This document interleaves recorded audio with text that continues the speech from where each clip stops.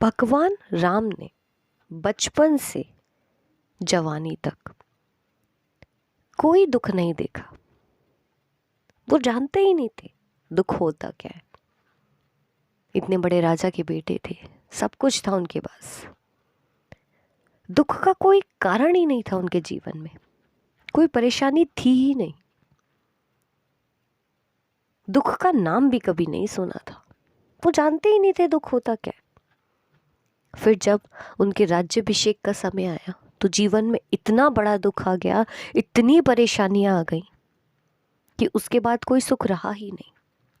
14 साल का वनवास। इतने बड़े राजा के बेटे जिनके पास किस चीज की कमी है।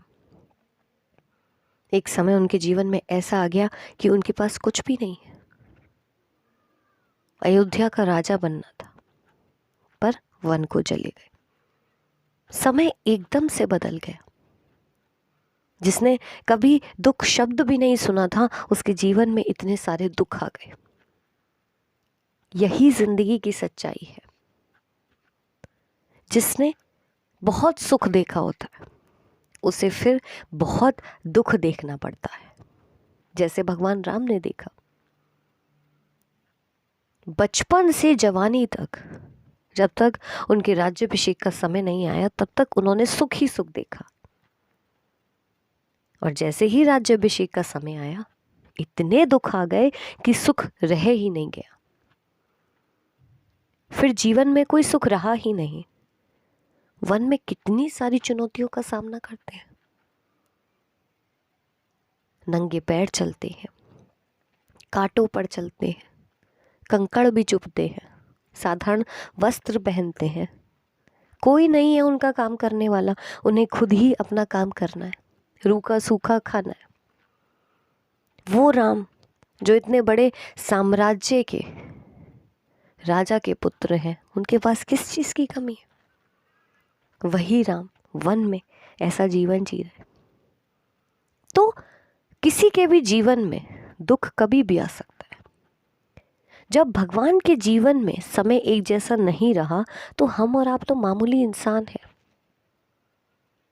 मैं ये गारंटी के साथ कह सकती हूँ कि ऐसा कोई इंसान इस दुनिया में है ही नहीं जिसने हमेशा सुख ही सुख देखा हो। एक ना एक फेज दुख का आता ही है, और दुख आता है चला भी जाता है। भगवान राम ने वन में इतने दुख देखे कि उसके बाद सुख आया। जिस साम्राज्य को वो छोड़कर गए थे, वही साम्राज्य उन्हें पूरे मान सम्मान के साथ मिला। उस साम्राज्य को छोड़ने के बाद जो कुछ उन्हें मिला ना, वो दुगना मिला, बहुत सारा कुछ मिला। दुनिया भर में उनकी जय जयकार हुई, उनका नाम अमर हो गया। रावण जैसे राक्षस का उन्होंने वध किया, तो उन्हें बहुत कुछ मिला। तो दुख आता भी है ना, तो कुछ ना कुछ अच्छे के लिए। और दुख सबको एक ना एक समय पर देखना पड़ता है। सीता जी ने भी मायके में कभी कोई दुख नहीं देखा था, और ससुराल में दुखों का भंडार देख लिया। वो सीता जी जो राजा जनक की बेटी हैं, जिन्होंने अपनी पुत्री को पलकों पर रखा था, बहुत नाजों से पाला था। वो सीता जी जो फूलों पर चली हैं, वो जानती ही नहीं है दुख होता क्या है। उनके जीवन में दुखों का पहाड़ टूट पड़ा। पति को वनवास मिल गया तो सीता जी भी उनके साथ जा रही हैं, और कितना साधारण जीवन जी रही हैं। वो सीता जी जिनके पास ना कपड़ों की कमी है, ना गहनों की कमी है, ना दासियों की कमी है, किसी चीज की कमी नहीं है। पर वनवास में कोई नहीं है उनके पास। वो खुद अपना काम कर रही हैं, खुद अपने लिए खाना पका रही हैं। तो दुख इंसान के जीवन में सुख के बाद आता है। जिसने बहुत सुख देख लिया है, उसके जीवन में बहुत दुख आता है। जिसने पहले दुख देख लिया ना, उसे फिर सुख देखना है। तो जो इंसान आज बहुत दुखी है, जिसके जीवन में दुखों का पहाड़ टूट पड़ा है, दुखों का भंडार आ गया है, अब उसके जीवन में सुखों का भंडार आएगा।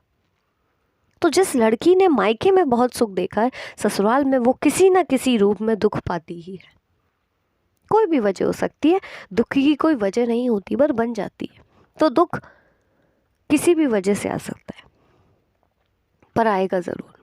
जिसने मायके में सुख देखा है वो ससुराल में दुख देखेगी, जिसने मायके में बहुत दुख देखा है वो ससुराल में बहुत सुख पाएगी।